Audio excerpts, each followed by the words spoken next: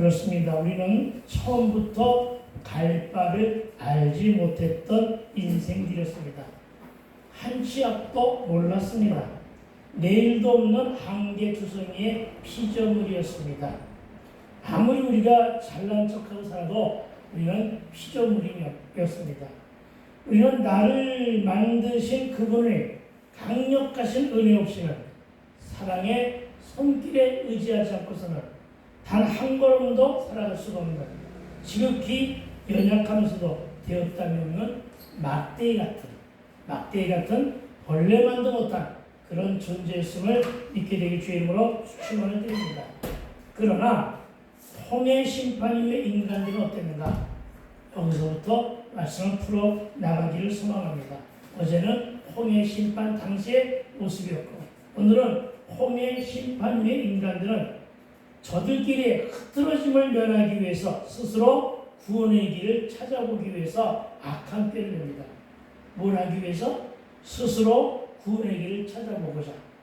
그렇습니다. 인간은 누구도 스스로 구원의 길을 찾아볼 수가 없습니다. 하나님은 이와 같은 모습을 악한 꾀라고 합니다.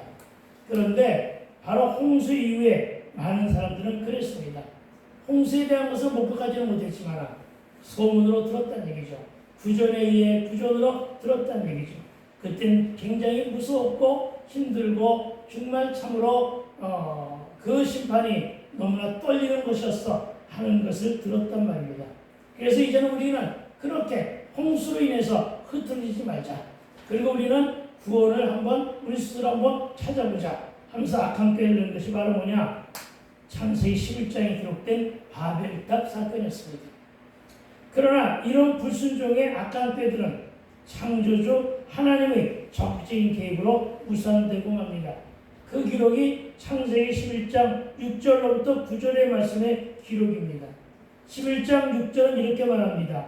여호와께서 이르시되 이 무리가 한 족속이요 언어도 하나이므로 이같이 시작하였으니 이렇게 말씀합니다.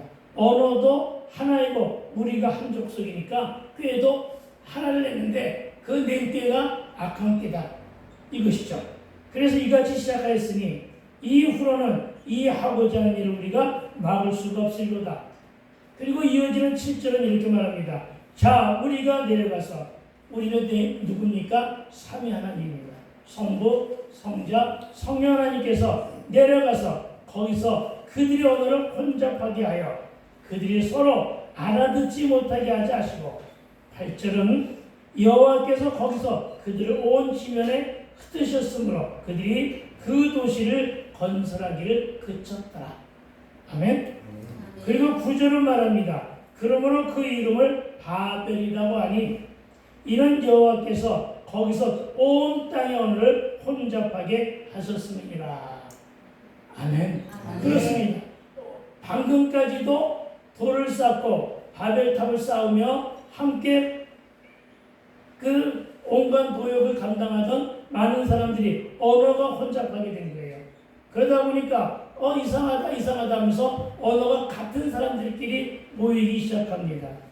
그래서 그들은 여호와께서 거기서 그들을 온 지면에 흩으셨더라 하신 대로 이때로부터 무엇이 시작되었느냐? 인류 최초의 민족의 대이동이 시작됐습니다. 그리고 많은 세월이 흐릅니다. 각처에서 같은 언어를 사용하는 사람들끼리 생활 여건들이 비슷한 사람들끼리 집단과 부족을 이루며 살아갑니다. 때로는 이들이 힘이 강해져서 도시를 만들고 국가를 만들기도 하고 부족과 귀족을 나누어 살아가게 됩니다. 그들은 말하여 이렇게 살면서 생육하고 번성하여 땅에 충만하게 됩니다. 이렇게 잘 살아가게 되는데 우리가 이쯤에서 하나 짚고 넘어가기보다 보면 기억하고 넘어갈 것이 하나 있습니다. 여러분 이쯤에서 무엇이 생겼느냐 하면은 예전에 저와 여러분이 학교에서 배운 대로 인류의 고대 문명의 4대 발생지가 만들어지게 됩니다. 여러분 왜 오늘 굳이 고대 문명 4대 발생지를 알고 넘어가야 할까? 여러분 그 이유가 있습니다. 그 이유는 이것을 해석하고 묵상함으로 더 많이 더 가까이 성경과 접목되기 위함임을 믿으시기 바랍니다. 아멘. 다시 말하여 성경과 우리의 삶기, 성경과 우리의 삶과 우리 인생이 따로 국밥이 아니란 말이죠. 그것은 성경에 쓰여진 말이고 우리의 인생과 우리의 삶이 다른 것이 아니라, 무슨 얘기인지 알겠죠? 다른 것이 아니라 성경과 우리의 삶과 우리의 인생이 유기적인 관계로, 상호 유기적인 관계로 접목되면서 스토리가 있는 서사적인 내용이 바로 우리의 인생이로구나. 그래서 우리는 말씀대로 살아갈 수밖에 없고, 말씀대로 기록된 모든 것들이 우리의 삶의 교훈이고 우리의 삶의 인생사가 되는 것임을 믿고 나아가자는 것입니다. 아멘. 다시 말해 성경은 하나님의 역사인 구속사와 인류의 역사가 성경을 근거로 통치와 섭리와 함께 흘러가고 있음을 눈여겨보게 됩니다. 이 말은 무슨 얘기입니까? 바벨탑 사건으로 말미암아 인류의 문명은 이미 시작되었는데, 이 인류의 문명의 최고의 정점에 이르렀던 것이 바로 뭐냐? 고대 4대 문명의 발상기였다는 것입니다. 여러분, 고대 문명의 발상기를 한번 눈여겨보겠는데 네 가지래요. 여러분 기억하는 대로 한번 우리 한번 따라가 봅시다.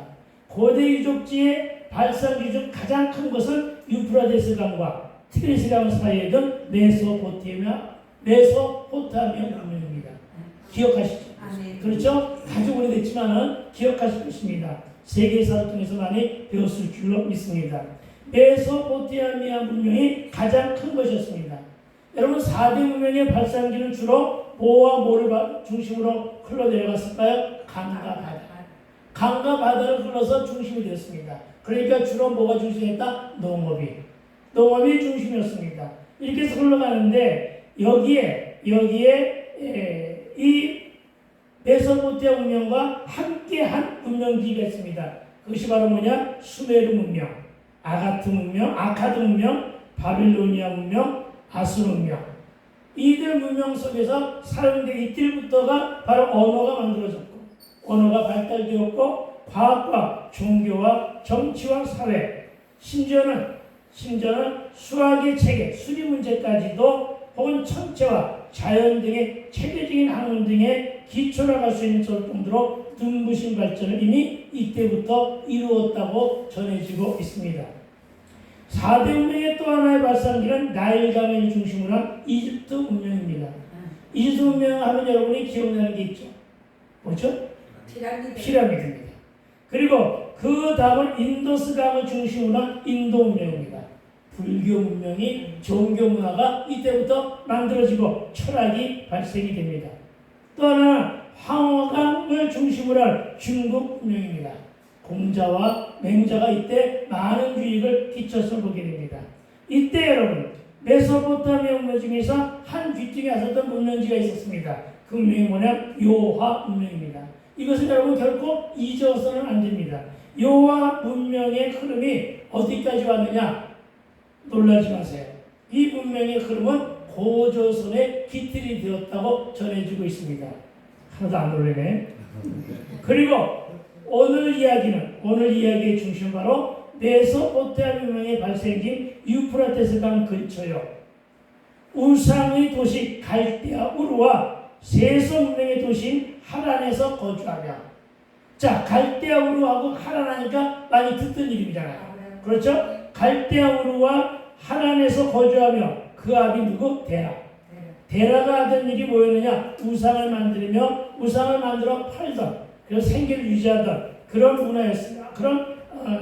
그것이 바로 그들의 사업이었습니다. 여기 안에 살아갔던 아브라함을 불러내신 일에서 오늘의 말씀이 시작되기 때문입니다.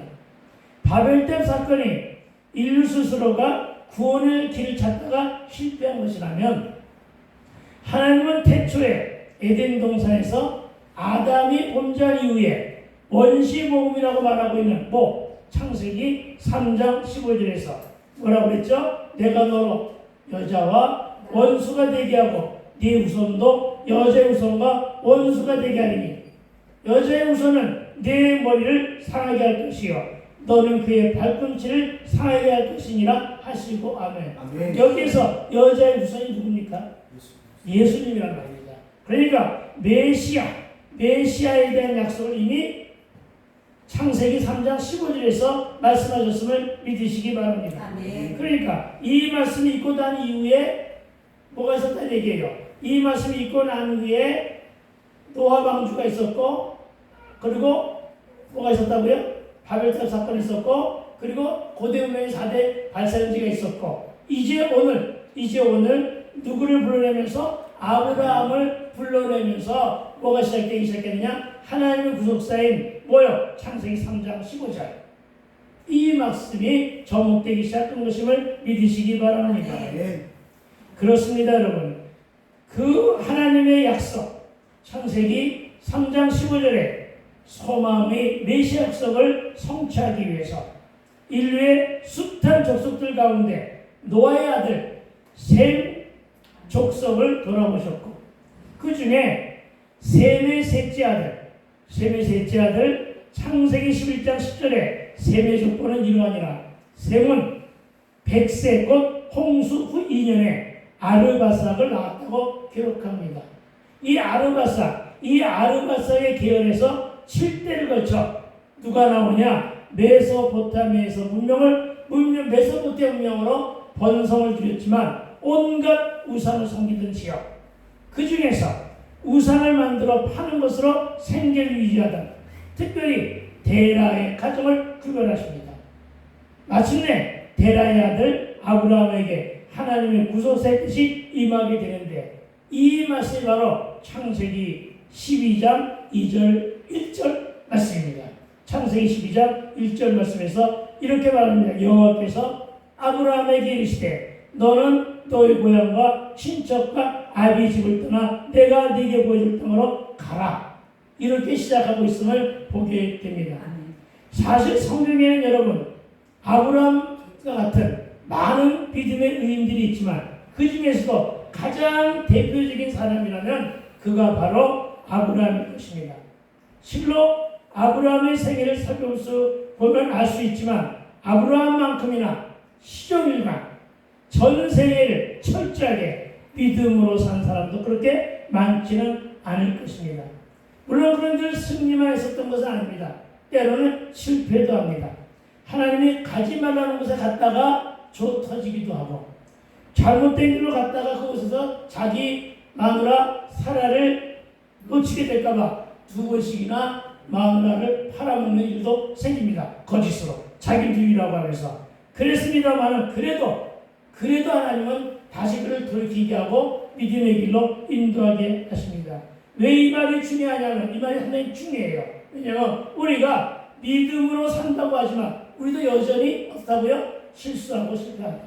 그러나 끝까지 뭐하라? 믿음을 지켜라. 아멘. 그러면 성수된다. 아멘. 오늘 우리 찬양을 한 우리 두 분처럼 영성이 회복되어 번성하며 발전하는 것임을 믿게 되길 주의 이름으로 축원을 드립니다. 아멘. 그런데 여러분, 우리네 삶의 거주지와 그 거주지를 옮기는 일이 그렇게 쉽지가 않죠. 그렇죠? 이사하는 것이 이렇게 쉬운 일은 아니잖아요. 우리가 어렸을 때 참으로 이사를 밥 먹듯이 했습니다만은 참으로 이사라는 것은 쉽지가 않습니다. 특히나 평생을 뿌리내리며 대를 이루며 살고 있었던 근거지가 그곳에 마련되어 있었기 때문입니다. 그는 인생의 노년을 정리하며 죽음을 준비할 나이였습니다. 우리가 알기에는 아브라함도 그곳에서 75년을 살면서 대대손손 뿌리를 내리며 살았어요. 그래서 그 장소가 너무나도 익숙한 장소였습니다. 75년을 살았으니까요. 여러분 10여 년을 산 이 소창이 많이 익숙해진 것처럼 75년을 살았으니 얼마나 익숙해졌을까요? 발음이 제대로 안 되네요. 그런데 그런 나이에도 불구하고 75세였던 만큼 그가 고향과 친척과 아비의 집을 떠나 그것도 이미 일가를 이루고 있으며 거느려야 하고 책임져야 할 대상도 많은 그에게 다른 곳으로 이주한다는 것은, 특히나 그것도 그의 앞길이 보장되어 있지 않은 그런 행로였기에 결코 쉽지는 않았을 것이란 말입니다. 그러나 그에게 하나님은 그에게 이렇게 기록합니다. 창세기 12장 4절입니다. 이에 아브라함이 여호와의 말씀을 따라갔다. 이렇게 기록합니다. 그렇습니다. 이런 여러 가지 조건, 길을 떠나기에는 별로 좋지 않은 여러 가지의 악조건이 있었지만 창세기 12장 4절은 덤덤하게 이렇게 표현합니다. 이 아브라함이 여호와의 말씀을 따라갔더라. 뭘 따라갔다고요? 말씀을 따라갔다고요. 여러분, 말씀을 따라갔다고 기록합니다.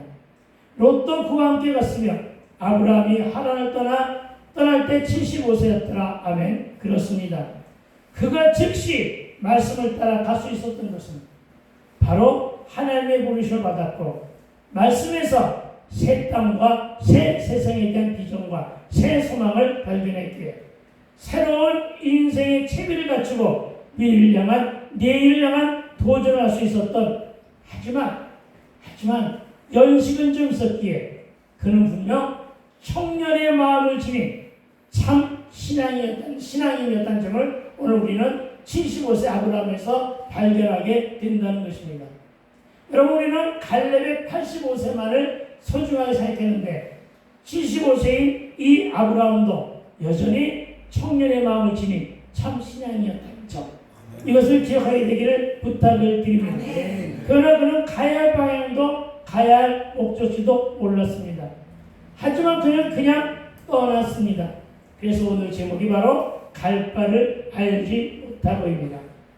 여러분, 우리는 이제 이런 아브라함의 믿음의 생애를 쉬워진 본문 가운데서 상세하게 살펴볼 것인데 오늘 본문 8절은 이렇게 기록되어 있습니다. 제가 읽어드릴게요. 믿음으로 아브라함은 부르심을 받았을 때 순종하여 뭐하여? 순종하여 장래 유업으로 받을 땅에 나아갔을 때 어떻게 했다고요? 갈 바를 알지 못하고 나아갔으며 아멘. 여러분, 그에게는 그 어떤 계획도 없었다고 창세기도 오늘 본문도 기록하고 있습니다. 특히나 갈 바를 알지 못하고 오로지 주신 말씀으로 부르심을 받고 순종했다는 것. 이것이 말이야 쉽지. 그렇죠? 말이 쉽지. 그렇게 결단코 쉬운 일은 아니라는 것입니다. 그래서 그의 믿음이 귀한 것임을 기억하여 믿으시기 바랍니다. 아멘. 그래서 여러분, 여기서 순종하여라고 하는 이 단어를 잠시 살펴보기를 소망합니다. 순종하여, 이 말의 단어는 부정과거 시제, 부정과거 시제. 그래서 단회적입니다. 단회적, 일회성에 해당한단 말이죠. 조금 지나면 무효가 되는 말이 바로 뭐야? 순종하여입니다. 알겠습니까? 순종하여, 이것은 그러니까 즉각적인 행위를 내포하고 있다는 것입니다. 성경 속에서 누구를 바칠 때, 이삭을 바칠 때 바로 순종하여. 이 말은 뭐예요? 다른 고민 안 했다는 얘기입니다. 많은 사람들이 아니야, 그놈만이 고민하고 정말 하나님을 원망하게 됐을 거야 라고 짐작하는데 아니요. 순종하여라고 하는 말 뜻은 그게 아니란 말입니다. 어떤 뜻이라고요? 단회적이며 즉각적인 행위를 내포한 부정과거 시제라는 것입니다. 두 번, 세 번 일어나는 말이 아니라 오로지 한 번으로 끝나는 것임을 믿으시기 바랍니다. 아브라함이 하나님의 부르심을 듣자마자 아직 하나님의 음성이 귓가에서 사라지기도 전에 즉시, 아시겠습니까? 하나님의 음성이 귓가에서 사라지기도 전에 즉시, 이게 순종이에요. 여러분, 이런 순종을 하며 살아가게 되기를 주의 이름으로 축원을 드립니다. 아멘. 하지만 참으로 힘들 것입니다. 아멘. 그러나 그렇게 하게 되기를 부탁을 드립니다. 아멘. 고민도 아니했습니다. 사색이나 주변을 돌아보면도 생략했습니다. 내 자신의 안위는 물론 앞으로 어떻게 살아갔고 이런 걱정 안 했다는 것입니다. 내가 이끌고 가야 할 단체와 식솔의 미래의 문제까지도 도외시한 채로, 도외시했다는 거 뭐예요? 오로지 말씀하신 분에 맡겼다는 것입니다. 여러분 순종할 적에 이런 것이 중요한 거예요. 맡긴 채로. 아멘. 네, 즉각 순종할 수 있었던 뭐라고요? 말씀하신 분에게 그냥 맡기는 거예요. 아멘. 그냥 맡기고 가는 거예요, 여러분. 아멘. 가면서 실수와 실패해도 상관이 없어. 왜? 그분께 맡겼으니까. 아멘. 이것을 기억하여 믿으시기 바랍니다. 아멘. 너무나 귀한 말씀입니다, 여러분. 그래서 그는 즉각 말하여 따지지도 묻지도 아니하시. 아멘. 즉각적으로 행한 청정이 바로 아브라함의 순종입니다. 아멘. 이와 같은 순종에 길들여지게 되길 주의 이름으로 축원을 드립니다. 아멘. 그렇다면 아브라함은 어떤 방식으로 하나님의 음성에 순종했을까요? 히브리서 2장 8절을 인용하여 세 가지로 구분합니다. 우리 한번 8절 하반절 다시 한번 읽어볼까요? 장래 유업으로 받을 땅에 나아갈새 갈 바를 알지 못하고 이렇게 순종했다고 말합니다. 아멘. 여러분 이미 소개해드린 대로 당시 아브라함이 거주하던 고향은 세계 4대 문명의 발상지 중에 하나였지만 가장 큰 문명의 발상지였습니다. 이 점이 중요한 것입니다. 메소포타미아 갈대 우르였다는 데서 우리가 얻을 수 있는 것은 아브라함은 당시 최고의 문명 국가에서 최대의 문명의 혜택을 받으며 그야말로 배부르고 등 따시고 지혜롭게 할 만한 것으로 인생을 향유하며 아멘? 인생을 향유하며 누리며 살았다고 할 수가 있다는 것입니다. 아멘. 온갖 풍경을 다 누리고 있었다는 것입니다. 아멘. 그러나 아브라함의 일생에 가장 큰 영향을 준 메소포타미아 문명은 금방 국가 이팀 피라미드에 대해서 볼 수 있듯이 세속의 문화였습니다. 이 세속의 문화였던 것 때문에 마음속에 큰 번민이 있었다는 것입니다. 이 세속의 문화였기 때문에 아버지 데라가 하는 일에서 많은 실증을 느끼고 있었다는 것이 바로 전해지는 이야기입니다. 세속의 문화였던 것이 실증이 난 것입니다. 뭔가 새로운 것이 없었을까 하는 갈증이 있었다는 것입니다. 문화와 문명에 대한 갈증과 새로운 세계에 대한 갈증이 누구에게? 바로 아브라함에게 있었다는 것입니다. 아멘. 이런 갈증 때문에 하나님은 그를 불러세우신 거예요. 여러분 목마르십니까? 아멘. 뭐에 대해 목이 마르십니까? 하나님의 부르심에 대하여 목말라 있게 되기 주의 이름으로 축원을 드립니다. 아멘. 말씀에 목말라 보라는 얘기입니다. 아멘. 비전에 목말라 보라는 얘기입니다. 아멘. 여러분 그렇게 목말랐다는 것입니다. 세속의 문화이며 이방의 우상이 지배하던 그 문명지, 이 문명지를 탈피하고 싶었던 하나님의 음성에 대한 목마름, 그 목마름이 이 사람에게 있었다는 것입니다. 또한 전해지는 바로는 아브라함 역시 칼데우르에서 부친 데라와 더불어 우상을 만들어 판 그 돈을 가지고 상당한 부를 축적했던 것으로 전해집니다. 그러니까 사람들이 먹고 살만하면 게으르잖아요. 사람들이 먹고 살만하면 태만해지잖아요. 그런데 그런 태만해지지 않았다는 것입니다. 뭔가가 갈급한 것이 그 신령 가운데 있었던 것입니다. 감히 75세 나이에, 그죠? 75세 나이에 나는 77세지. 75세 나이에 그랬던 것입니다. 그래서 여러분 하나님은 아브라함 부르시면 제일 먼저 우상의 도시인 갈대우르를 대상을 갈대우르를 이렇게 비유한 것입니다. 갈대우르를 가리켜서 뭐라고? 네 친척 본토 아비집을 떠나가라. 이것입니다. 너 익숙함에서 벗어나라 이거죠. 예? 너 익숙함에서 벗어나라. 익숙함이 너를 게으르게 만들지 않느냐? 익숙함이 너를 편하게 만들지 않느냐? 그러니까 벗어나라. 네, 이것입니다, 여러분. 아멘. 여러분 익숙함에서 벗어나야 비전이 발견되는 거예요. 아멘. 내 친척 본토 아비집을 떠나가라. 가라. 마치 출애굽 당시 당신의 백성 이스라엘을 죄와 우상의 나라인 애굽에서 불러내신 것처럼 오늘 아브라함은 갈대우르에서 불러내신 것입니다. 하나님은요 당신의 백성, 당신의 사람 불러내실 때 항상 어디에서? 우상의 땅, 척박한 땅, 영적으로 황무한 땅에서 불러내고 계심을 믿게 되길 주의 이름으로 축원을 드립니다. 아멘. 영적으로 황무한 시대입니다. 영적으로 황무한 시대이기 때문에 분명한 것은 저와 여러분에게 하나님의 부르심이 임하게 될 줄로 믿습니다. 아멘. 부르심에 화답하게 되기를 부탁을 드립니다. 더욱이 이때 아브라함은 이미 인생의 황혼기에 접어들었고 노후를 설계하며 안정된 삶을 향유할 만한 나이였습니다. 그에게 그렇게 살아서는 안 된다고 말할 이유가 없는 나이였습니다. 그냥 편안하게 살라고 말해도 충분한 나이였습니다. 더욱 이때 아브라함은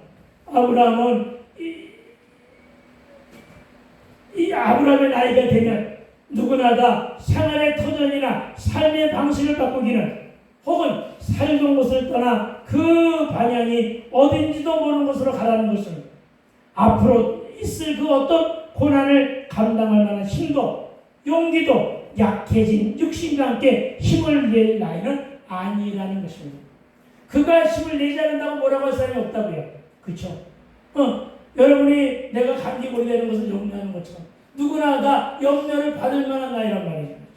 지난 시간에 우리 강우서 형제 감기라고 누구도 염려 안 하잖아요. 저 사람은 젊으니까 금방 날 거야. 근데 나는 오래되니까 나는 염려하잖아. 왜? 나에게 있으니까. 그렇죠? 이 사람이 그랬다는 얘기입니다. 이 실제예요, 이것이 여러분. 그렇죠? 그랬다는 것입니다. 뭐 감기하지 않았다고? 그건 나을지어다. 그렇습니다, 여러분. 여러분도 그럴 수 있다는 것입니다. 70이 안 돼 아직 모르겠으니까. 만약 우리 자신이 인생 말년에 전혀 새로운 하나님이신 사명을 부여받았고 지금까지 쌓아온 모든 생활 기반을 기로한 채로 고향과 친척을 떠나 새로운 인생을 개척해야 할 상황이 된다면 여러분은 어떤 적용과 결단을 내리겠냐는 것입니다. 저와 여러분 분명코 주저주저 할 것입니다. 매우 많이 망설이고 내 뇌피셜로 합리적인 방안을 택할 것입니다. 그러나 여기 본문에 소개된 아브라함 그는 조금도 주저하거나 망설임 없이 즉각 하나님의 명을 쫓아 죄와 우상의 도시를 떠나 하나님의 인도하심에 의지한 채로 미지의 땅이며 볼모의 땅을 향해 나섰던 것입니다. 그렇다면 과연 이 아브라함은 이렇게 어떻게 해서 이런 결단과 용기 있는 삶의 적용을 할 수 있었을까요? 아브라함은 히브리서 기자는 이 부분의 8절에 믿음으로 아브라함은 부르심을 받았을 때 순종하여 장래의 유혹으로 받을 땅에 나갔을 갈 바를 말지 못하고 나갔으며 8절 부분에 세 가지로 설명해 놓았습니다. 첫째는 아브라함을 믿음으로 정했다는 것. 아멘. 두 번째는 즉각적인 순종을 했다는 것. 세 번째는 나아갈 때는 갈 바를 알지 못하고 나아갔다는 적응과 결단했다는 것을 기억해야 하게 되기를 부탁을 드립니다. 그렇습니다. 아브라함은 하나님의 언약에 대한 확고한 믿음에 의지하였고 하나님은 이 순종에 화답하여 아브라함을 75세 나이까지 아직은 자녀가 없던 그에게 75세 나이가 될 때까지 아직은 자녀가 없던 그에게 창세기 12장 2절 3절로 크나큰 언약을 주십니다. 너무나도 가슴 벅찬 언약을 주신 것입니다. 75세 된 나이까지 사라와 두 부부 사이에 아직도 단 한 명의 자녀가 없는데도 불구하고 하나님은 원대한 꿈을 75세 나이에 이 노인에게 청년 노인에게 이게 낫겠다 그렇죠? 청년 노인에게 이 꿈을 주십니다. 창세기 12장 2절 3절입니다. 내가 너로 큰 민족을 이루고 네게 복을 주어 내 이름을 참되게 하리니 너는 복이 될지니라. 아멘. 복의 근원이 되게 하겠다. 이게 얼마나 원대한 하나님의 꿈이에요. 하나님의 꿈이 아브라함을 통해서 임하게 된 거예요. 여러분 이 본문은 하나님이 아브라함에게 주신 원대한 꿈. 누구의 꿈? 하나님의 꿈이었어요. 하나님의 꿈이었다고요. 아시겠습니까? 여러분 아브라함을 불러내어 주신 것은 아브라함을 도구 삼아서 하나님의 원대한 꿈을 이루기 위한 것임을 믿으시기 바랍니다. 여러분 이 종을 한갑의 나이에 신학을 하라고 불러내신 것은 하나님의 꿈이 나에게 있다는 것입니다. 아멘. 여러분, 여러분에게도 이 꿈이 하나님의 뜻에 따라서 부르심을 받게 된다는 사실을 믿게 되길 주의 이름으로 축원을 드립니다. 아멘. 저는 이 말씀을 읽을 때는 너무 좋은 거예요. 내가 너로 큰 민족을 이루고 자식 새끼가 있으면 모르겠는데 없잖아. 지금 아무도 없잖아. 그렇죠? 이스마엘도 태어나지 않았다고요. 이삭도 태어나지 않았다고요. 그런데 너로 큰 민족을 이루고 내게 복을 주어 내 이름을 창대하게 하리니 너는 복이 될지라. 아멘. 아멘. 여러분, 그야말로 이 원대한 꿈, 그리고 3절은 말합니다. 이에 대한 확답은 하나님께서 아브라함과 동행해 주시면서 주님이 이루신다는 뜻의 말씀이었습니다. 창세기 12장 3절에 이렇게 말합니다. 너를 축복하는 자에게는 내가 복을 내리고. 아멘. 누구든지 아브라함의 축복을 하는 자는 축복을 주는 자도 복을 내리겠대요. 아멘. 그 축복은 너무나 중요한 거예요, 여러분. 아멘. 남을 비방하려고 하지 마세요. 남을 정죄하고 판단하려고 하지 마세요. 아멘. 남을 미워하려고 하지 마세요. 오로지 사랑으로 축복하세요. 아멘. 오늘 사랑으로 축복하면 사랑으로 축복하는 그에게 축복이 임한다는 거예요. 아멘. 하나님의 뜻이 바로 여기에 있음을 믿으시기 바랍니다. 너를 저주하는 자에게는 내가 저주하리니 하나님 대신 원수 갚아주겠대요. 하나님 대신 너를 치는 자는 내가 100배 만배로 갚아주겠다는 거예요. 하나님 역성도 주겠다는 거예요. 내가 너를 저주하는 자에게는 내가 저주하니 땅의 모든 족속이 너로 말미암아 복을 얻을 것이라 하신대라. 아멘. 아멘. 여러분, 이 말씀을 믿은 아브라함은 그래서 결단합니다. 그 믿음의 순종으로 길을 떠납니다. 하나님의 언약 하나에 의지하여 죄악으로 가득 찬 고향과 모든 죄된 과거의 삶을 등 뒤로 한 채 당당하게 새로운 신앙의 삶을 위해 순례자의 길을 나섰던 것입니다. 저와 여러분, 이와 같은 믿음은 당장에 눈에 보이지는 않지만 눈으로 정확하게 목표하고 보게 되는 것을 믿는 믿음으로 아직 손에 잡히진 않지만 드디어 언젠가는 하나님의 때가 되면 손에 잡힐 것을 믿고 깨닫게 되는 것입니다. 아직은 귀로 들리진 않지만 어느 날 갑자기 귀로 들려져.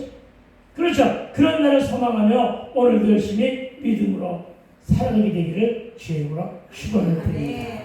9절과 10절입니다. 먼저 9절은 이렇게 말합니다. 믿음으로 그가 이방의 땅에 있는 것 같이 약속의 땅에 거루하여 동일한 약속을 유업으로 함께 받은 이삭 및 야곱과 더불어 장막에 거하였으니. 아멘.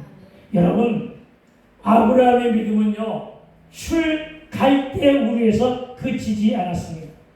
여러분, 실로 아브라함은 여러분 약속의 땅 가나안으로 이주한 뒤에도 끊임없이 하나님의 언약을 믿는 믿음으로 일관했다는 말씀입니다. 여러분 잘 들어보세요.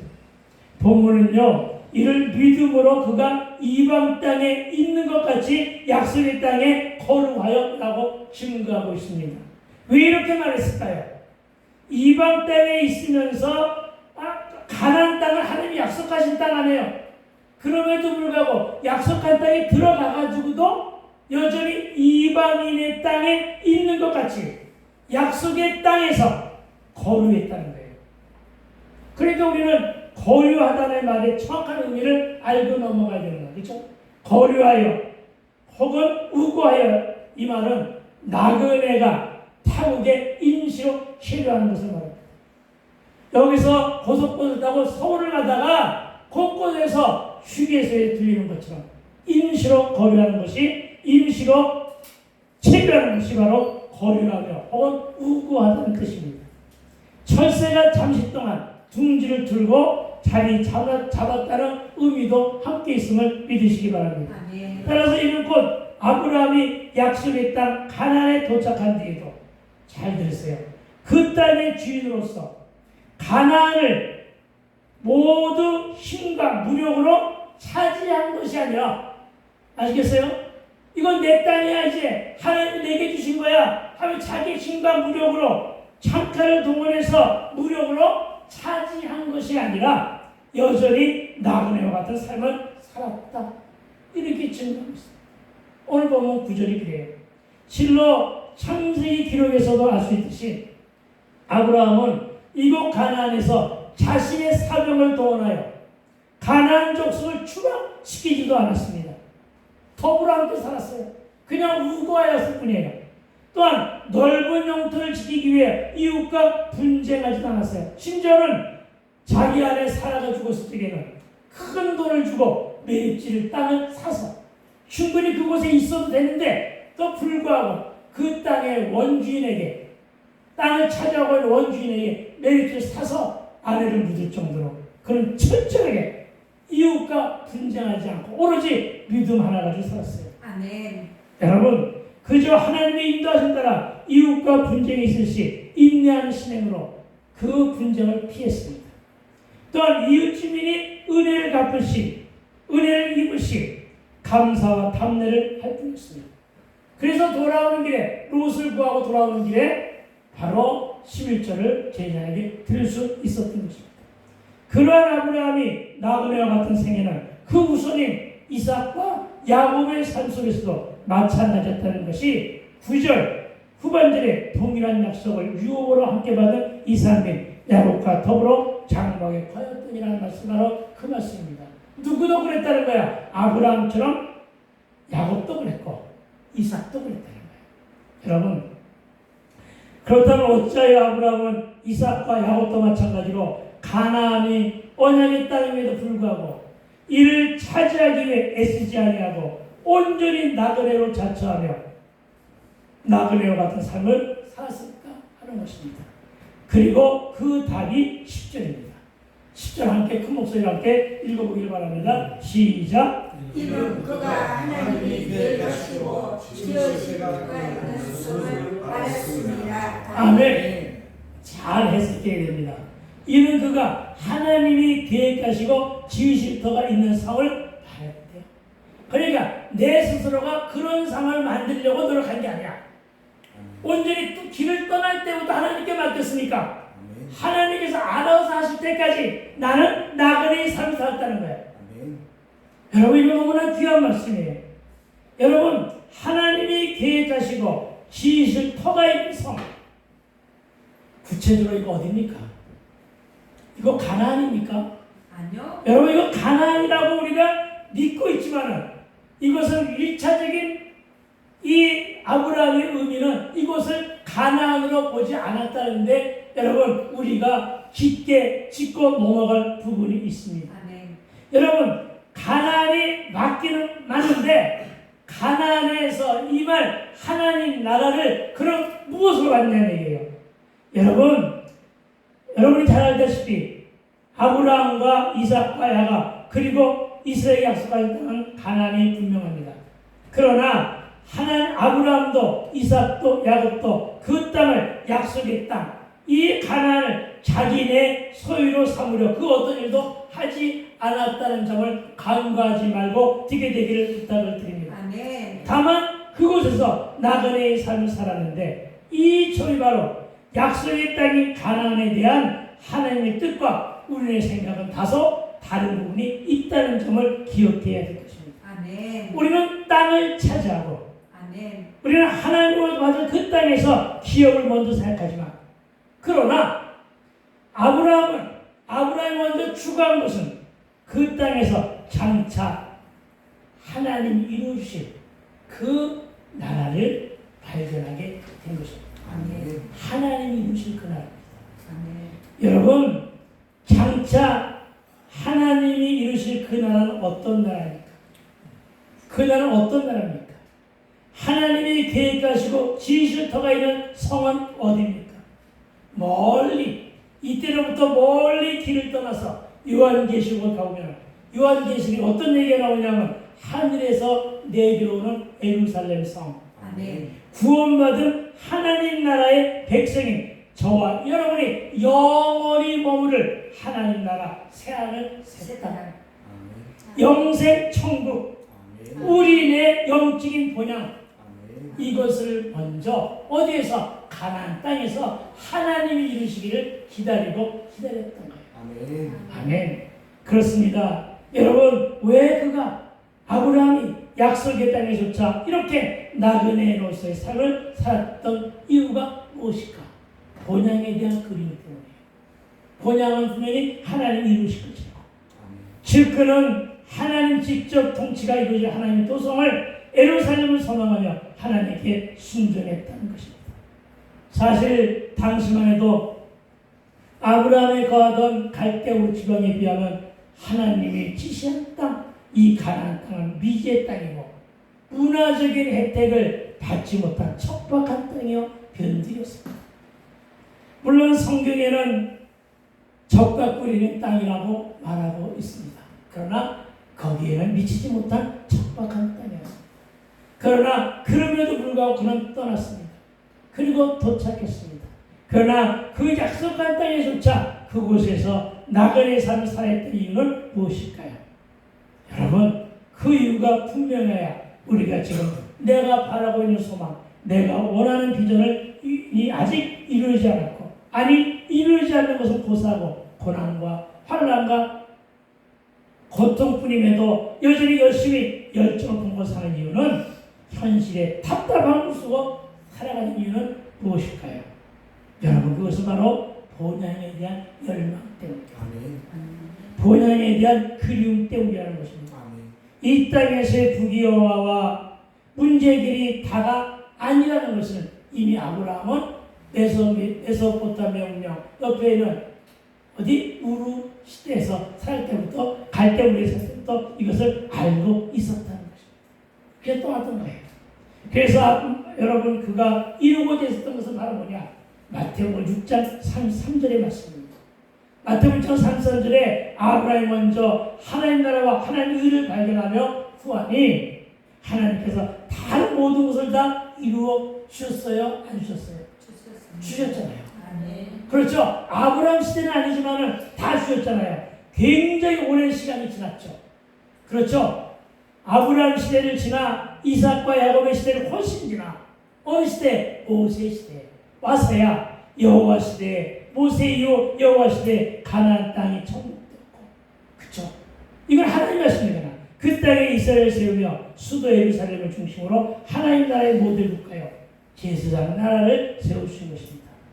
여러분, 무엇으로요? 그렇습니다. 믿음 하나 때문에 버텼더니 몇백 년이 지난 이후에, 몇백 년이 뭐야? 1000년 정도 지난 이후에 하나님이 드디어 가나안 땅에 예루살렘을 세웠음을 믿으시기 바랍니다. 여러분, 부흥도 안 되는데 숫자도 더 늘지 않고 때로라도 지치고 힘들고 하는데, 오늘은 내가 너무나 더 많이 힘들지만 왜 여전히 주일마다 이렇게 모이냐고요? 바로 믿음 때문이고, 우리가 구하는 것은 바로 부흥도 좋지만 더 큰 것은 뭐라고요? 우리 마음속에 있는 본향, 그 본향에 대한 소망 때문임을 믿게 되길 주의 이름으로 축원해 드립니다. 먼저 주를 믿는 믿음으로 하나님 나라와 의를 발견하여 구하다 보면 저와 여러분이 소망하는 다른 것, 그것이 부흥이 되었다. 다른 그 무엇이든 그리하면 이들 모든 것이 너에게 더 모든 것이 이 모든 걸 너에게 더하시리라. 아멘. 여러분, 그러니까 먼저 저와 여러분 믿음으로 하나님 나라와 의를 구하며 살아갑시다. 뭐처럼?